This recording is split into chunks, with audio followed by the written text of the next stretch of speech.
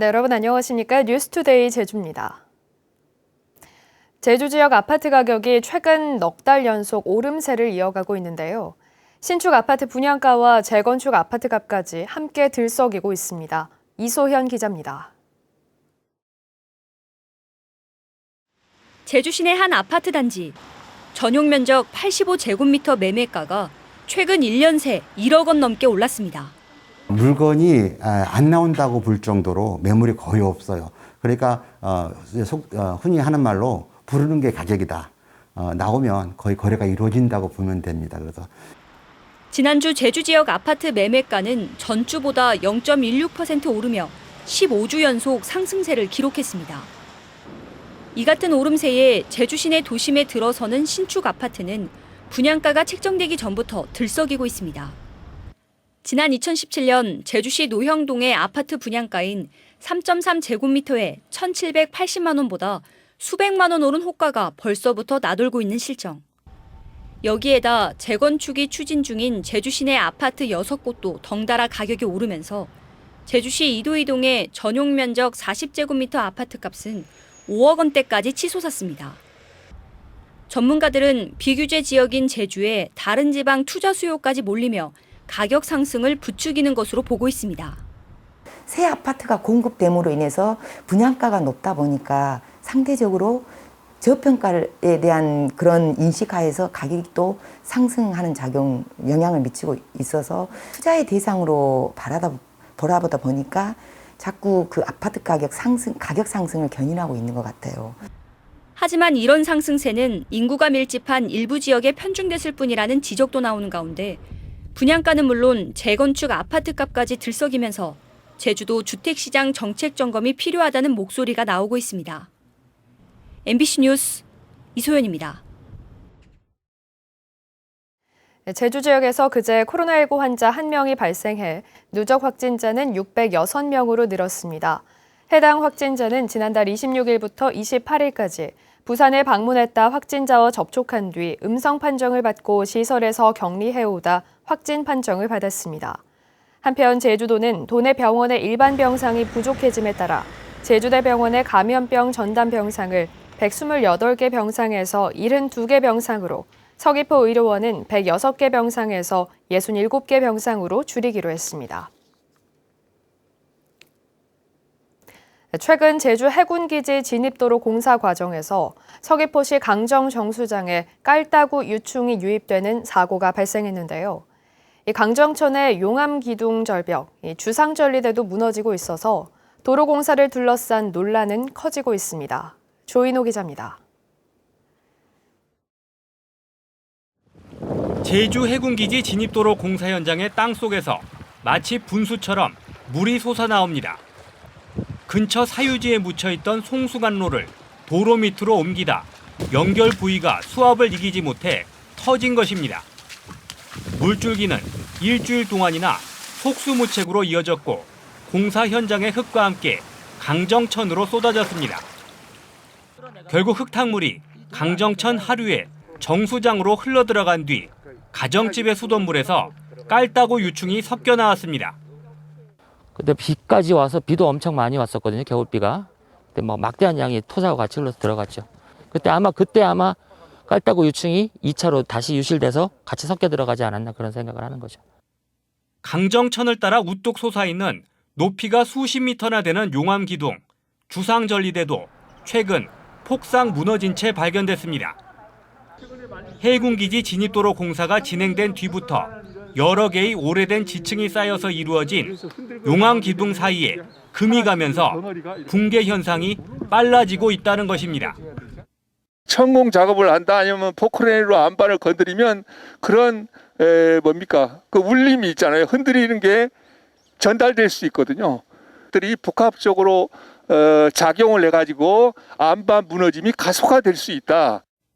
결국 강정마을 주민들은 제주도가 해군기지 진입도로 공사를 중지하라며 제주지방법원에 가처분 신청을 냈습니다. 우리에게 증거대라고 하기 전에 이 사건 공사 책임 기관이 먼저 공사로 인한 피해가 아니라는 증거를 대십시오. 왜? 공사 후에 이런 일이 계속 일어났는지. 법원은 오는 24일까지 제주도와 주민들로부터 증거를 제출받은 뒤 해군기지 진입도로 공사를 중단시킬지 결정하기로 했습니다. MBC 뉴스 조인호입니다. 제주도 관광협회가 제2공항 건설은 제주 미래를 위한 최선의 선택이라며 국토교통부의 정상 추진을 요구하는 입장문을 발표했습니다. 이들은 제2공항은 대한민국의 발전은 물론 도민과 관광객의 안전을 위한 국가 차원의 핵심 인프라라며 빠르게 변화하는 관광 여건에 선제적으로 대응하고 제주 경제를 활성화하기 위해 반드시 필요하다고 주장했습니다.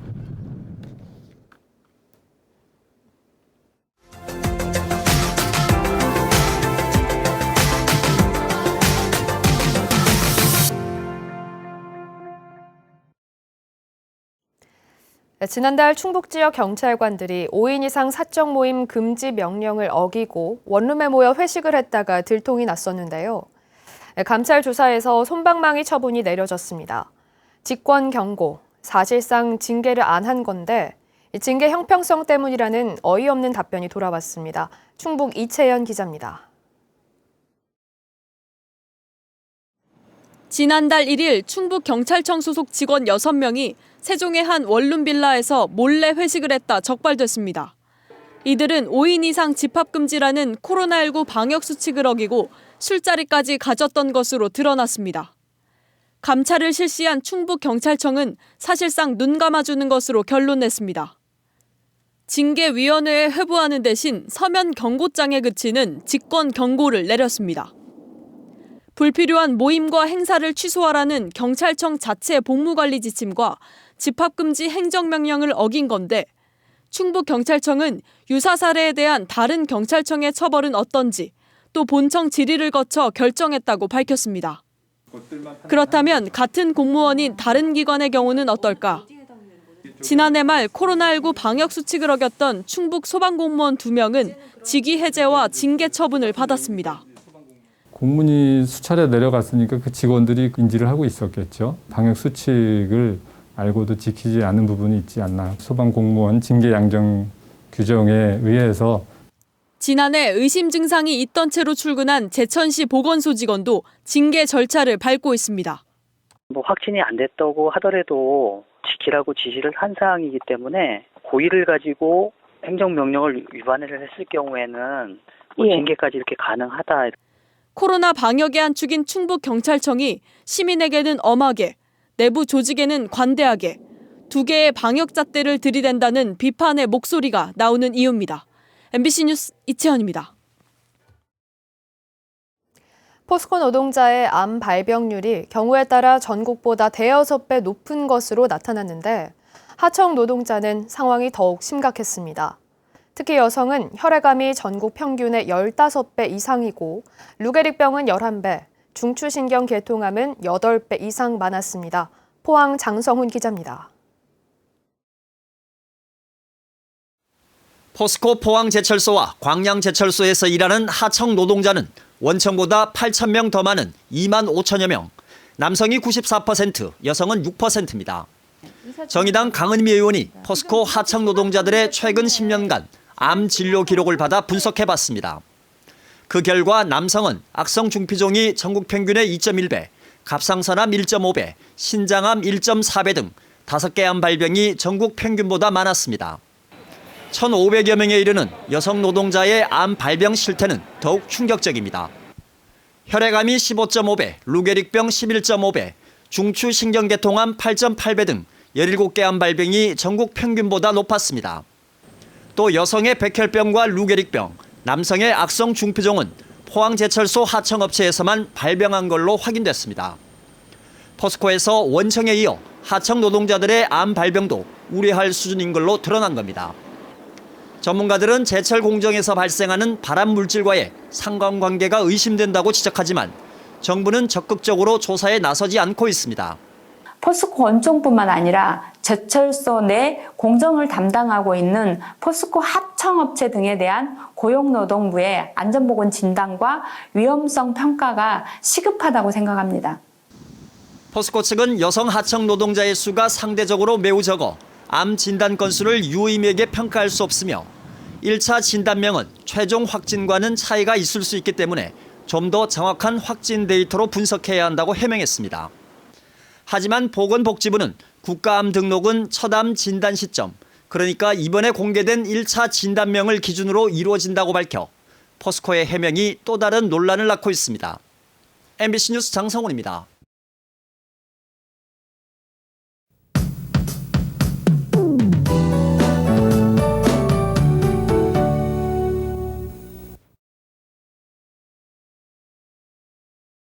새로운 한 주가 시작됐습니다. 포근했던 주말에 이어서 오늘도 낮 기온이 19도까지 올라 온화하게 느껴지겠습니다. 하늘도 쾌청하면 참 좋을 텐데요. 오후부터 차차 흐려지겠고요. 낮 동안 곳곳에 연무가 짙게 끼는 곳이 많겠습니다. 어제 몽골 고비 사막에서 황사가 발원했는데요. 오늘까지 대기의 흐름이 원활하지 않아서 먼지와 안개가 뒤엉켜 깨끗한 하늘을 보긴 어렵겠습니다.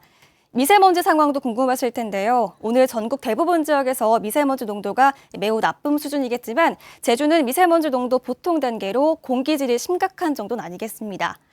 밤부터 그래도 먼지를 조금 씻겨줄 비가 내리겠습니다. 내일 아침까지 제주에는 10에서 40mm가량의 비가 내리겠는데요.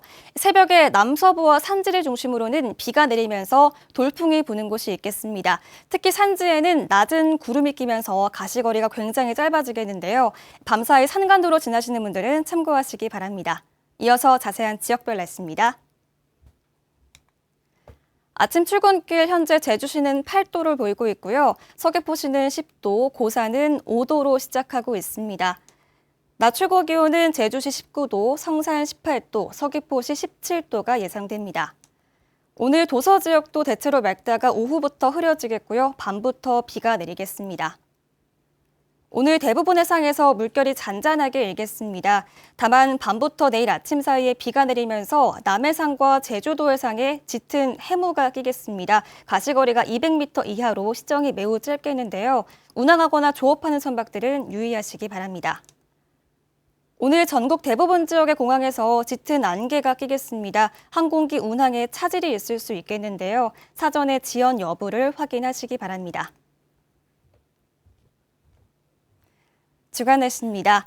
수요일에 아침 기온이 뚝 떨어지면서 반짝 쌀쌀해지겠고요. 목요일부터 토요일까지 비가 내리겠습니다. 날씨였습니다. 지난 겨울 제주 지역 기온 변화가 심했던 것으로 나타났습니다. 제주지방기상청에 따르면 지난해 12월부터 올해 2월까지 겨울철 평균 기온의 변동폭을 나타내는 표준 편차는 3.9도로 1961년 기상 관측 이후 세 번째로 컸습니다. 특히 1월의 평균 기온 표준 편차는 4.5도로 기상 관측 이후 가장 컸고 2월의 평균 기온도 9.8도로 역대 최고치를 기록했습니다. 제주은행 서문지점과 동강로 지점이 문을 닫습니다. 제주은행은 최근 온라인 금융거래가 늘어나고 인근 지점과의 영업권이 겹치면서 다음 달 26일자로 서문지점을 본점 영업부로 동광로 지점을 연삼로 금융센터로 통폐합하기로 했습니다. 이에 따라 제주은행 영업점은 33곳에서 31곳으로 줄어듭니다. 코로나19 여파로 주택건설 허가와 토지거래 면적이 크게 줄었습니다. 국가통계 포털에 따르면 지난해 제주 지역 주택건설 인허가 실적은 5천여 호로 1년 전보다 12.3% 감소했습니다. 토지거래 면적도 3,350만 제곱미터로 18.1% 줄었고 지난 2005년 이후 연간 거래 면적은 최저치를 기록했습니다. 제주시는 건축허가를 받고도 장기간 착공하지 않은 55건에 대해 건축허가를 취소하기로 했습니다. 또 착공한 뒤에 장기간 공사가 중단됐고 완공이 불가능할 것으로 판단되는 16건도 건축허가 취소를 추진합니다. 제주시는 부동산 활황기에 투기 목적으로 건축허가를 받은 뒤 착공하지 않은 곳이 많은 것으로 보고 있습니다. 제주시가 화북 상업지역 도시개발사업 채비지를 매각합니다. 매각 대상은 일반 상업용지 7필지와 대규모 상업용지 2필지, 아파트 1군데이며 오는 31일 경쟁 입찰이 진행됩니다.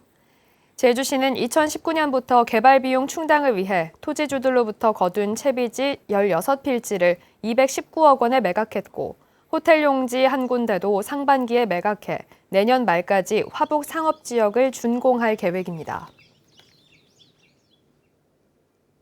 제주 어린이 도서관이 올가을에 문을 엽니다.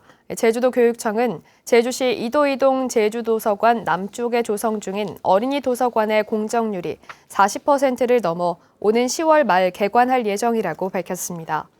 제주 어린이 도서관은 지상 4층에 2,900제곱미터 규모로 유아와 초등학생을 위한 도서와 멀티미디어 자료와 책 놀이터와 북카페 등을 갖추게 됩니다. 뉴스투데이 제주를 마치겠습니다. 시청해주신 여러분 고맙습니다.